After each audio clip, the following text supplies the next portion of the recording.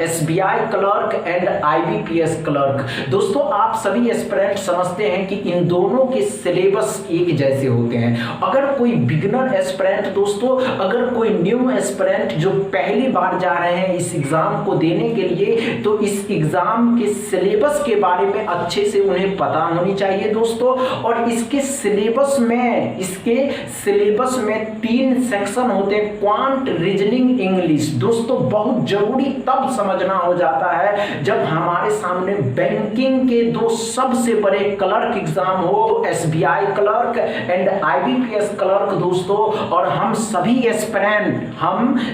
Aspirant जब इस exam को टारगेट करके इस एग्जाम की तैयारी 2 महीने 3 महीने पहले से कर रहे हो, और हमारे पास अब दोस्तों जो बचा हुआ टाइम है, ये बचे हुए टाइम में इसके जो सिलेबस होते हैं उस सिलेबस में क्वांट, रीजनिंग, इंग्लिश, अगर हम किसी एक सब्जेक्ट में दोस्तों सिर्फ स्कोर करना चाहे और सब्जेक्ट इंग्लिश हो दोस्तों, तो इंग्लिश में हमें क्या सिर्फ अटेम्प्ट करनी होगी जो हमको 3 सेक्शन में से दोस्तों इंग्लिश में अच्छा खासा नंबर मिले। तो दोस्तों हम सभी बातें करेंगे, सभी चर्चाएं करेंगे। जब तक आप इस वीडियो को शेयर करिए, लाइक करिए, चैनल को सब्सक्राइब कर लीजिए और हमारे साथ बने रहिए। आज के इस क्लास में जो आप उपस्थित हुए दोस्तों, ये बात जानने के लिए, ये समझने के लिए दोस्तों कि अगर हमें दोस्तों सिर्फ बैंकिंग के क्लर्क एग्जाम, एसबीआई क्लर्क हो या आईबीपीएस क्लर्क हो,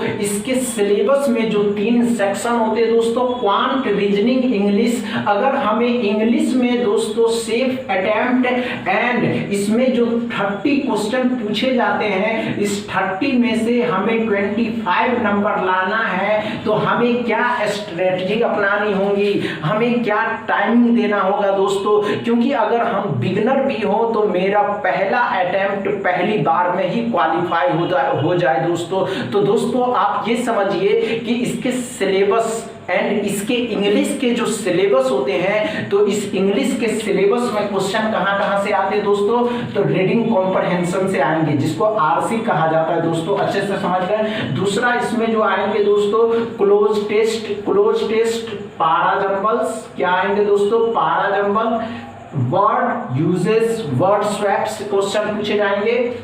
और कहां से आएंगे दोस्तों, तो फिल इन द ब्लैंक से क्वेश्चन पूछे जाएंगे, error detection and error spotting से क्वेश्चन पूछे जाएंगे, पैराग्राफ कंप्लीशन से पूछे जाएंगे, वन वर्ड सब्स्टिट्यूशन से पूछे जाएंगे एंड मिसलेनियस से क्वेश्चन आएंगे दोस्तों ये तो इसके सब्जेक्ट है जो इस चैप्टर से क्वेश्चन पूछे जाएंगे। लेकिन आप सभी एस्पिरेंट को अटेम्प्ट क्या करना है दोस्तों, तो दोस्तों पहले तो ये समझिए कि रीडिंग कॉम्प्रहेंशन आसान होता है, बच्चों को पढ़ करके इसमें से आंसर निकालना होता है। तो पहले तो आप इसमें 3 या 4 क्वेश्चन अगर आते हैं दोस्तों, तो पहले आप सभी एस्पिरेंट आरसी को सॉल्व करें। आरसी को सॉल्व करने के बाद अगर आपको क्लोज टेस्ट नहीं दोस्तों, वर्ड यूजेस, वर्ड को यूज करेंगे एंड वर्ड को स्वैप करेंगे, ये सबसे आसान होता है दोस्तों। अब कहिएगा ये कैसे समझ में आएगा कि हमको वर्ड यूज क्या करना है एंड वर्ड को स्वैप कैसे करना है। तो दोस्तों आप जितनी इंग्लिश के बुक को रीड करिएगा आपका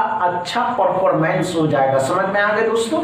चलिए और क्या हो रहा है दोस्तों, एक होता है पैराग्राफ कंप्लीशन, आसान होता है दोस्तों, बहुत आसान होता है पैराग्राफ कंप्लीशन। तो आप इस पैराग्राफ कंप्लीशन को भी आसानी से पढ़ सकते हैं। समझ में आ गया दोस्तों। उसके बाद वन वर्ड सब्स्टिट्यूशन होता है जो आप इसको आसानी से सॉल्व कर सकते हैं। समझ में आ गया दोस्तों। अब बात करते हैं कि दोस्तों हमको तो ये समझ में आ गया, फिल इन द ब्लैंक्स भी आसान होता है, बच्चों को आसानी से समझ में आता है तो ये कर सकते हैं, नहीं आता है तो इसको छोड़ देंगे। अब बात ध्यान से सुनिएगा दोस्तों कि हमें घर पे कितना टाइम देना होगा। इंग्लिश के बुक को पढ़िए, इंग्लिश के पेपर को पढ़िए और उस पेपर में या इंग्लिश के बुक में जो वर्ड होते हैं दोस्तों उस वर्ड को समझिए, उस वर्ड के मतलब को समझिए दोस्तों।